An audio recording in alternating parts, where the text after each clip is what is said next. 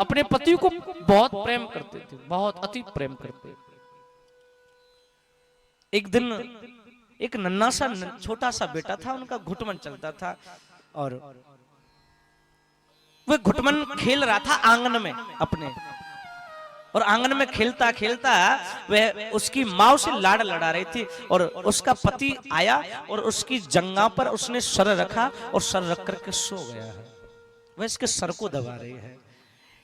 वो जो छोटा सा बच्चा तो नादान होता है, वो तो सांप को भी पकड़ ले, कुएं में भी गिर जाए, उसको कोई, वो तो बच्चा है। तो अग्नि कुंड की तरफ गया वो, जहां आग धधक रही थी, आग जल रही थी।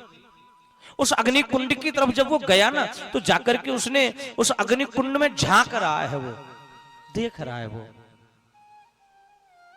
वह देवी मन में सोचने लगी, यदि आज मैं इसे नहीं बचाऊंगी तो मर जाएगा, उस कुंड में गिर जाएगा, प्राणों का प्रत्याग कर देगा। पर धन्य है वो पतिव्रता नारी। पतिव्रता नारी के सामने ऐसा कौन सा देव है जो झुकता नहीं है? पतिव्रता नारी के सामने ऐसा कौन सा महादेव है जो झुकता नहीं है? महाराज, वो पतिव्रता नारी के सामने तो देव, तीनों देव ही जो बच्चा बन जाए उसे पतिव्रता नारी कहते हैं। तीनों देव ही बच्चा बन जाए।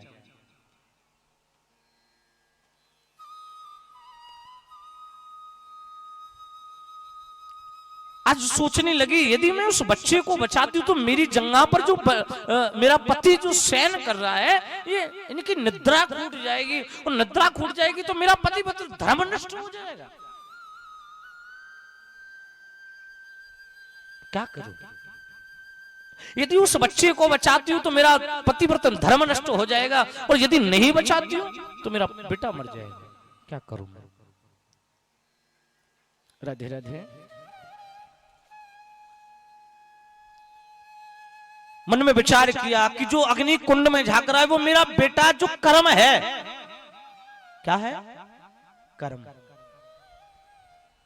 वो जो मेरा बेटा अग्नि कुंड में झांक रहा है वो मेरा कर्म है, और जो मेरा जंगा पर जो सर रख करके जो शयन कर रहा है ये मेरा धर्म है। मेरा पति मेरा धर्म है। बड़े ध्यान से सुनना प्यारा। जो जंगा पर सर रख करके सो रहा है वह मेरा धर्म है, और जो अग्नि कुंड में झांक रहा है वह मेरा कर्म है। और शायद कर्म एक बार नष्ट हो जाए, राधे राधे, कर्म नष्ट हो जाए तो शायद कर्म दोबारा करने से प्राप्त हो जाएगा। कर्म नष्ट हो जाए तो दोबारा करने से प्राप्त हो जाएगा, पर धर्म नष्ट हो गया तो जीवन में दोबारा प्राप्त नहीं हो पाएगा। बोलो राधे राधे।